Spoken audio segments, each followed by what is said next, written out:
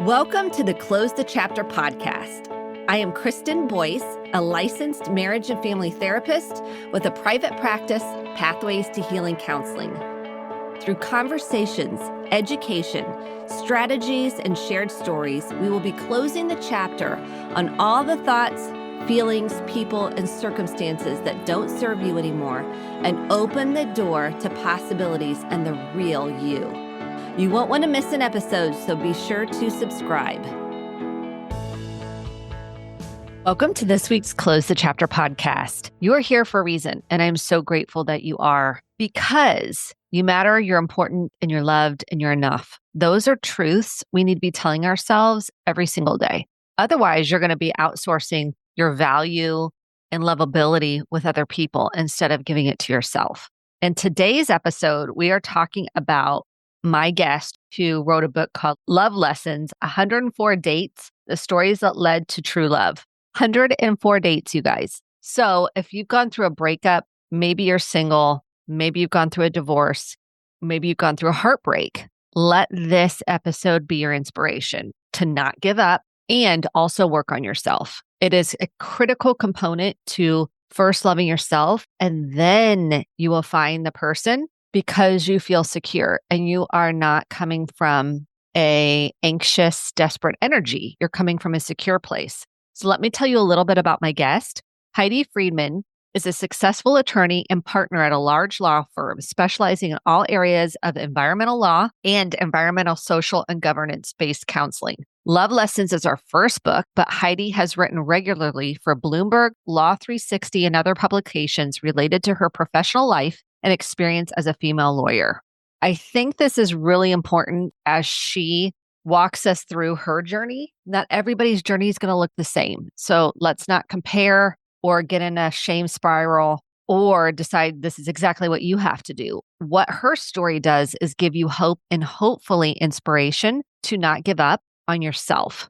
So without further ado, here is my conversation with Heidi.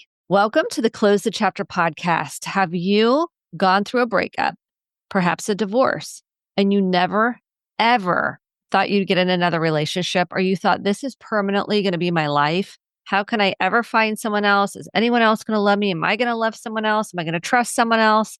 There's so many elements of you feeling like this is going to be forever. And my guest today is here to tell us otherwise. Welcome to the Close the Chapter podcast, Heidi. Thanks, Kristen. So fun to be there, Yes. here. And I was about to say I was there. Yes. Listening, I was so focused on what you were saying, and that was so me. That's how thanks so for many having clients me. feel. Like so many people listening feel like I've gotten out of a relationship. Maybe there was some sort of a breakup, maybe a betrayal, but you feel like you're never going to find the person. And you're here to tell us that after 104 dates, 10 years in the making, you found someone. So let's walk through your story of how you got to where you are today.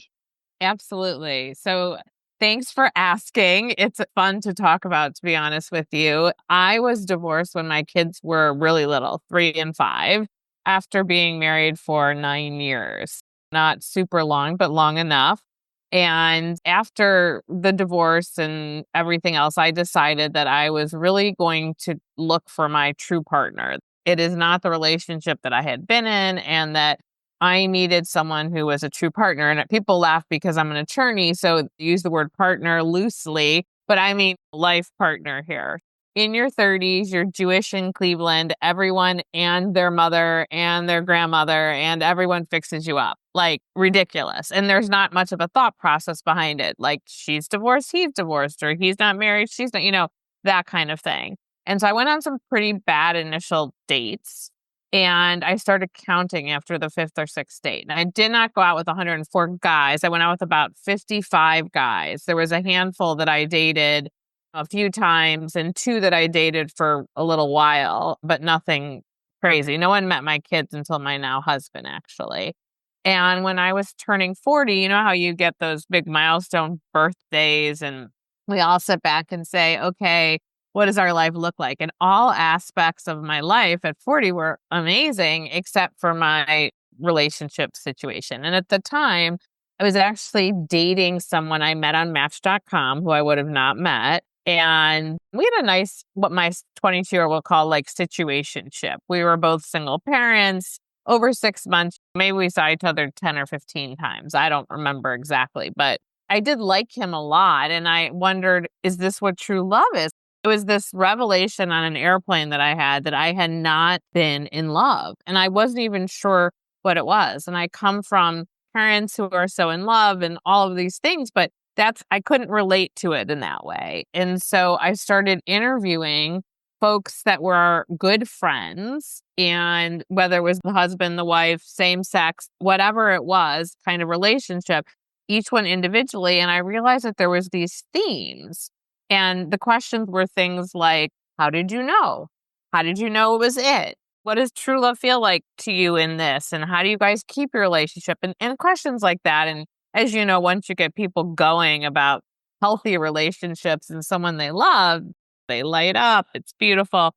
And so I did write the first 8-ish chapters of the book back 15 plus years ago when I did these interviews. After I did them and realized, okay, these are the themes, I tucked them away and went on dating with all of that research in the back of my mind. And I later get fixed up with my husband, now husband, who is my 105th date. And we've now been married for 10 years. So it was most definitely a journey.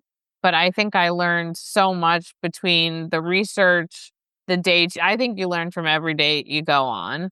And you just sort of have to figure that out. And then I did a ton of therapy over 10 years. I definitely needed to work as a therapist. I'm sure you appreciate that. I had a lot to work on. My biggest other admission was probably that while I was super confident and excellent in work, I was not in my personal life, and I didn't think I was worthy. And Yes. it took a lot of hard work and time and effort to get to the place where I was kind of my cheesy as it sounds best self and ready to meet the right person. Okay, let's dive in. You went through 55. Guys, now someone listening might be like, what? Over 10 years. I mean, it wasn't like in a week or whatever. That would have been, although I did have weeks where I was like, I did a lunch date service once. And 3 days that week, I had different lunch dates. I recommend very short, confined, 30 minutes to an hour at most. Some of them were 15 because I was like, I'm out. I'm not even like sitting here any longer. So it does sound like a lot, but just think about how long of a time. I took lots of breaks where I was like, I'm not dating anybody right now. This is just need a break from all of it. I think you saying this gives people, it normalizes. We had this fairy tale, okay, of I'm just going to meet this person and we're going to run off into the sunset. And what you're saying is you had to do your own work first. And throughout the process, I'm sure, sounds like you've done a lot of work on feeling Huge like you're therapy fan. worthy. Yes. Yes, feeling like you're worthy. Because if you don't feel worthy, what kind of people do you attract? In your experience, what did you find? When you felt like you weren't worthy, what did you find in that belief? Sure. So this is what someone asked me. Did you ever figure out the source of like why you didn't feel worthy? And I'm not even sure that I definitely did. It was definitely like a confidence issue generally. But what I think happened to me because I didn't feel worthy, my instinct to fix and help took over that. It's kind of my own psychological analysis of like all my therapies. So I'm a huge fixer, helper. Like Olivia Pope is for those of you that watch that show, like if there is a problem and I can't fix it, I don't know, it drives me batty. You know, I need to fix every problem, which is part of being, I think, an analytical lawyer and all of that. But even in high school and college and post-college, I was always sort of taking on what I call a project. I think one of my love lessons is no projects or no fixer-uppers or something like that. It's one thing to like say, those shoes have got to go when we continue dating because they're just so bad versus saying something like, I need to get him a better place professionally, or he needs to stop drinking, or he needs to do A, B, C, or D. And it's not my job to change anybody. And after a while, when you get in that dynamic, it's more of a motherly situation. Exactly. And it's super unhealthy. And you get resentment and all these other things if you don't have a true equal.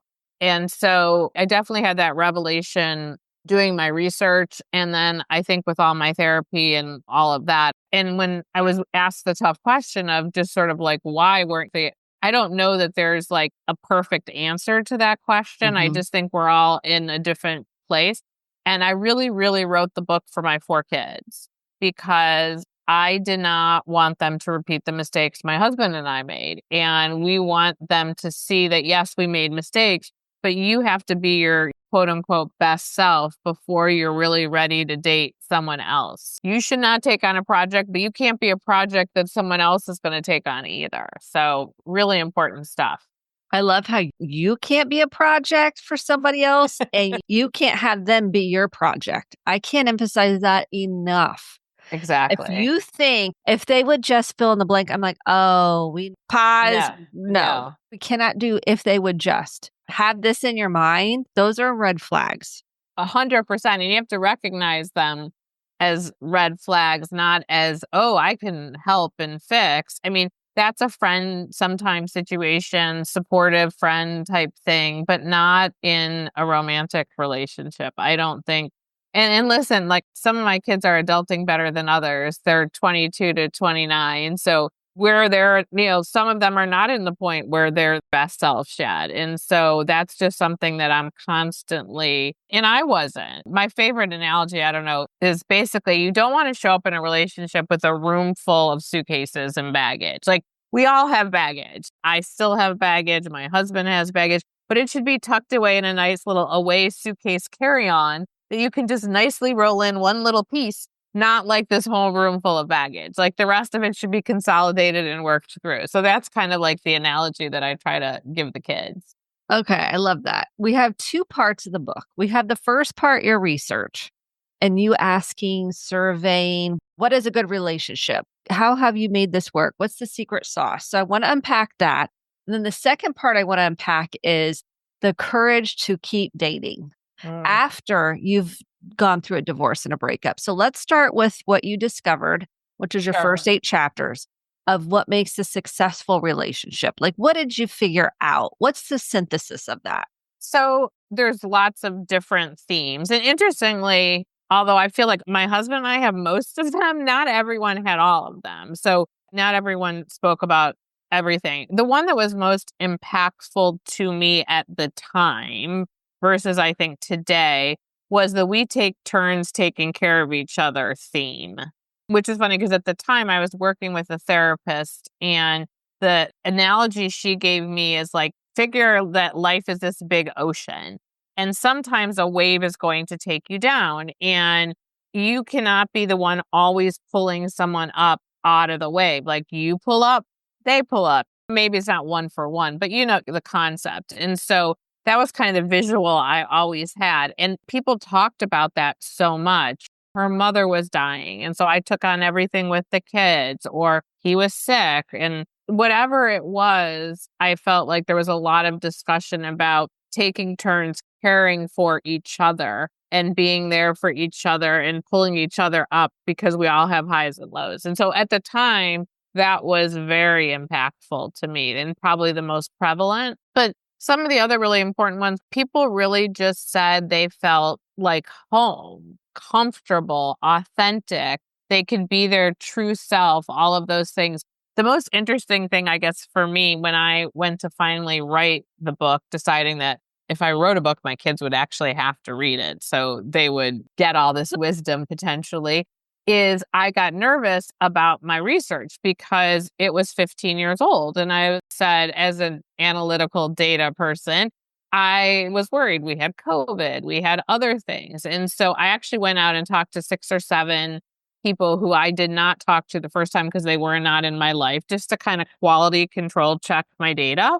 Very quickly, all the same themes popped out. But the one thing that was very interesting is everybody I talked to used the expression that he or she or whoever it is, they make me feel safe. And I felt that word, that safety word, did not come up pre-COVID, but post-COVID, that actually became like a key trigger, key theme. To me, in my head, it was sort of the same as I feel like I'm at home, but just a little different wording. But interesting post-COVID that feeling safe becomes so important to people. I think that is a key word that we've learned over time, how safety in your own body, but safety with someone else does play a Mhm. role. And it sounds like partnership, like this equality of Oh, for partnership. sure.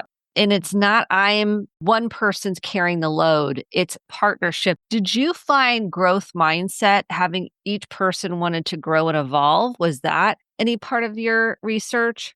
Yeah, I would definitely say, which I certainly feel about my husband, is many of the individuals I talked to talked about the way their partner makes them their best self. So, like, even though they were in a good place, they had worked through their baggage, their partner makes them want to do better, be better, Yes. and that kind of thing. And my husband for sure does that. He's taught me things about like art and literature and all kinds of things that I did not have in my life, as we call PW, pre-will. And just the way he is with like the community and like it just makes me always want to do better and be better. And I heard a lot of those stories. And so while I do think you hear a lot of stories, I meet with a lot of divorced women as sort of a young divorced woman. And I think now I can be a sort of sign of hope who talk about the fact that they grew apart and things like that. And so I think to me that happens when you're not communicating, you're not supporting what the other person wants, all of the things that go into a healthy relationship once you find the right person. And maybe it wasn't the right person in the first place. Like, I am most definitely not one to judge. So I never use the word growth mindset, but I like that. Yeah, because what I find with couples, if one person really wants to grow, the other doesn't. The person that wants to grow is trying to change the other person or get the other person to also do the work or see the light or work on themselves or stop doing something. They're Right. constantly trying to manage this other person. This one person that grows ends up feeling like they're growing Out apart. of, yeah. They like grow out. So there's this big gap in the Yeah. relationship. So I was curious. It sounds like that was part of what you helping Yes, grow just to in be a a better little bit. person. Exactly. Yeah. Like just to take on new challenges. And I think I'm a better parent because of my husband. I mean, we didn't come together until our kids were older. I mean, I think my youngest was 10 at the time, and he's 22 now. Maybe it's 9. Will's, for example, like a long gamer parent. He's very good at not getting worked up on the little things, thinking about the long game. I'm like a not so good at that. But he's taught me to be better at that. That's just one example. But I do think that you have to be open minded in your relationship and really feel like a connection and a willingness to learn from each other. So rather than kind of fight that learning, because we are going to all learn and grow as we age.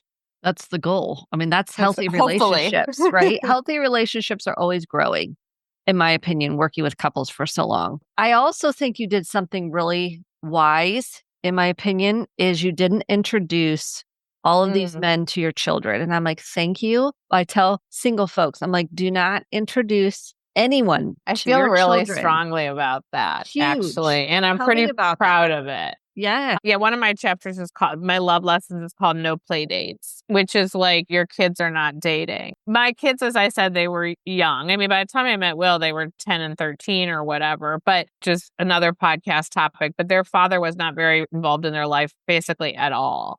I was truly a single parent, and he really was looking for a male role model. And I had done many, many things. My dad played that role for a long time. Like I did many strategic things, but because of the kind of human that kid is and how emotive and sensitive he is, I knew there would be an immediate connection with anybody. And I just didn't think until I was sure it's not fair to those kids. And I do have so much empathy for people who, unlike me, I had an au pair. I had a village. I know sometimes it's hard to date in certain circumstances because you don't have anyone to watch the kids. But I honestly believe, like, ask a friend. Don't be afraid to ask for help or find a way to have some time separate from your children. Have a lunch date while they're at school or whatever, because I truly do feel that it isn't fair to them. I've seen it with other people and it's not pretty. They're already processing the fact that their parents aren't together, which is enough. I think then seeing you with someone else and then not with someone else, I think it gets complicated.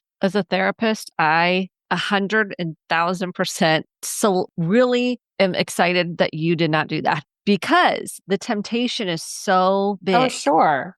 So sure. When you put the children first, and what I'll tell you is those children come into therapy as an adult and they will tell you how it impacted them, that people were in and out. And you really might be convinced that this is the person, yet you're not 100% sure. And until it's 100%, then that's the next step. So let's back up even further because people are pretty hopeless when they're going through a breakup, they're going through a divorce. They can't even fathom the possibility of even meeting someone or putting themselves out there. How did you get the courage up? I know you did therapy. We want to continue to reiterate how Oh, important I it did is. therapy. I did a life coach. One of my favorite stories is going to see a palm reader person. Like you just do all these things. Oh yeah, you're like, I gotta throw the net out wide. Whatever works for you.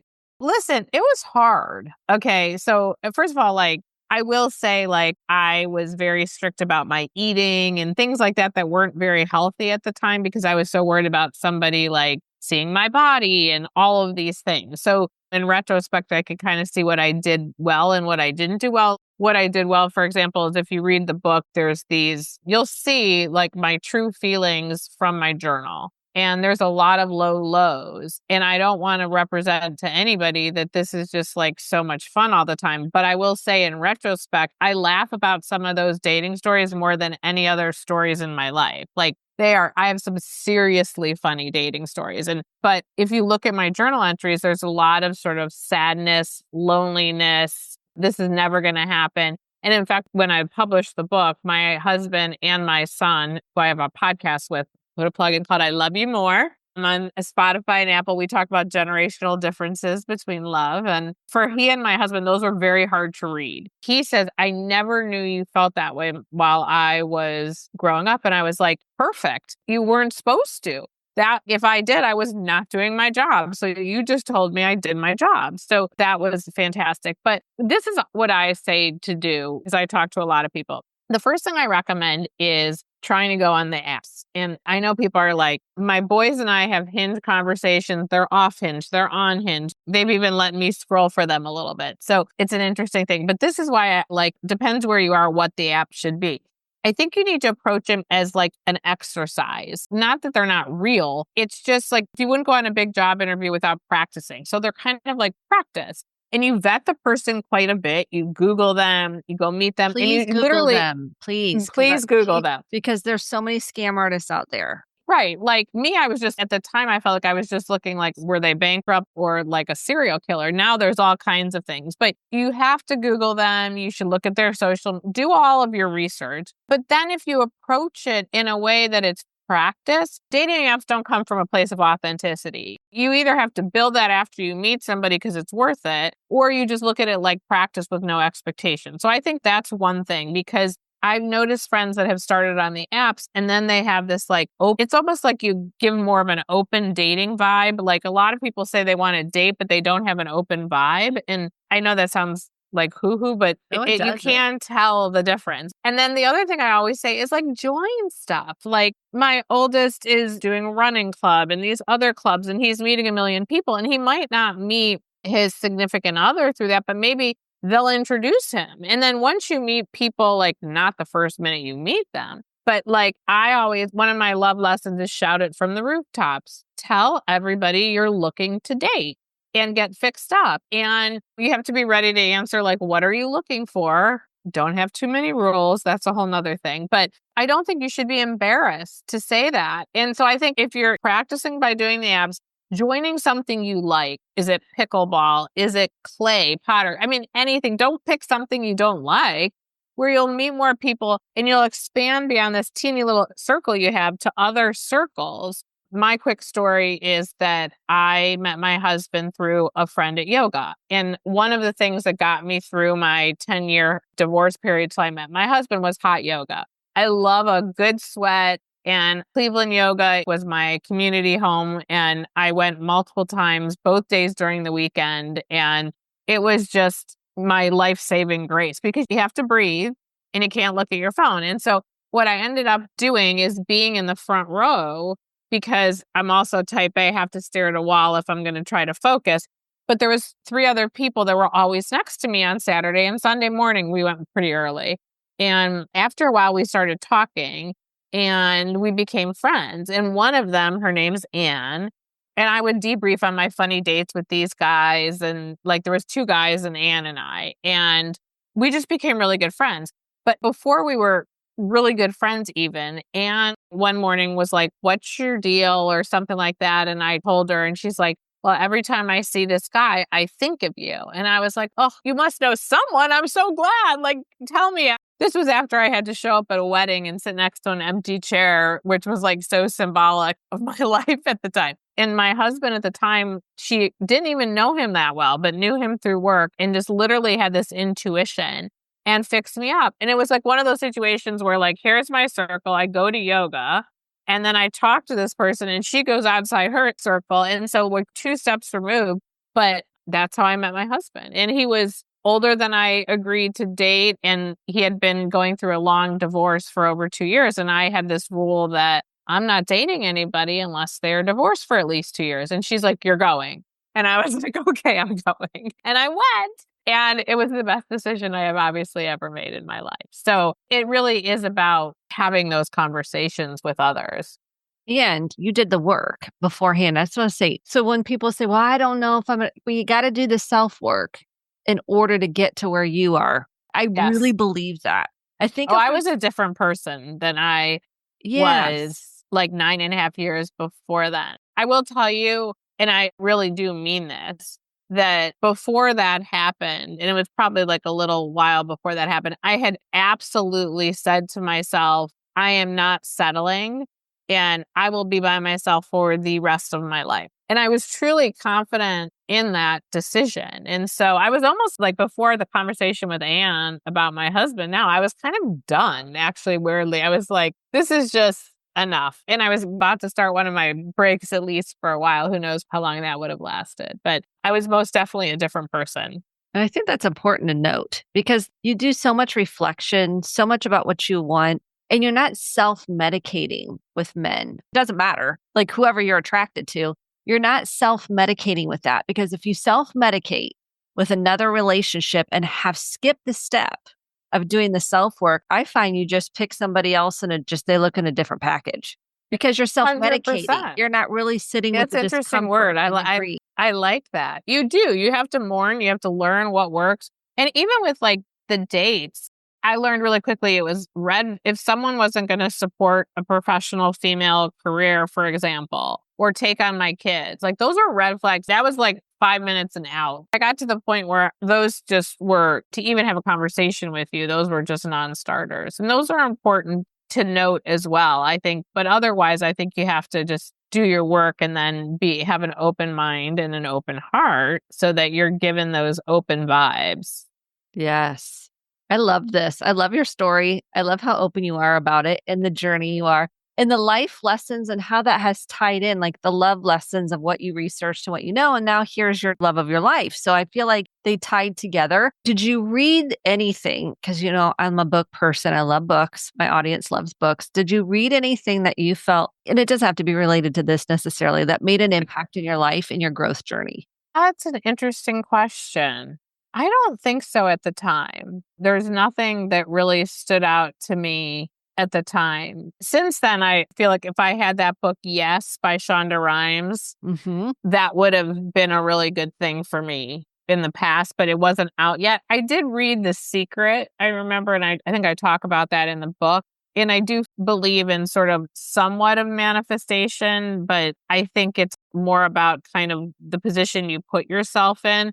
One of my rules is actually, though, is that you got to give it up to karma and luck a little bit too. And so I do feel like some women try to control it so much, and I am a controlling person. So if I can control it, I will. And I think as part of my journey, I realized that a little bit of it is just luck in all of that. I'll tell you a super quick story, but my husband in 2009, he was still married to his ex-wife, had 2 middle school kids, was running a division of a huge Fortune 500 realty company in Indianapolis, and they closed the whole division. Maybe he wasn't running it. He was like vice president of whatever. Okay. Very high level job, and lost his job. He will tell you at the time, he thought that was the worst moment in his entire life. His wife did not work outside the home. His 2 kids I mean, this was about putting food on the table. I mean, this was a very scary time.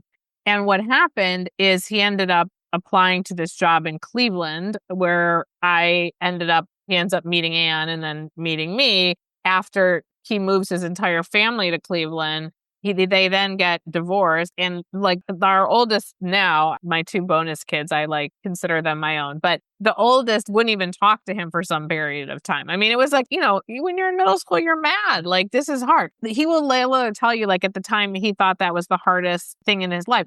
Who would have known it was like the best thing that could have ever happened to know that we would end up being together because of that move? So I always say there's like a story in yoga about a farmer and all these things. And they always say like, good luck, bad luck, who knows? And I do think that frames things for me sometimes. Like, we have lots of kids looking for jobs and stuff. We have all these adult kids and like they don't get something in this economy. And I'm like, well, good luck, bad luck, who knows? You don't know you're going to get because of not getting that. So I do think there's a little bit of like luck and karmic universe kind of thing that you have to let do its magic if you're doing the right things. Like if you're sitting on your couch watching Real Housewives, I don't think your love of your life is going to enter and just knock on your door. But otherwise, I think that if you're putting yourself in a position to meet people and do things that you enjoy, then you got to give the universe a little chance to work its magic. And I always say it's not going to happen until you have done the work and are ready, because otherwise you're going to source not the right person. Exactly. And so it's hard to wait it out. Just don't self-medicate trying to force it, because you're going to end up paying a price. So I love that you've written a book about this. Is there anything you wanted to share that we didn't cover that you felt like was important about this journey?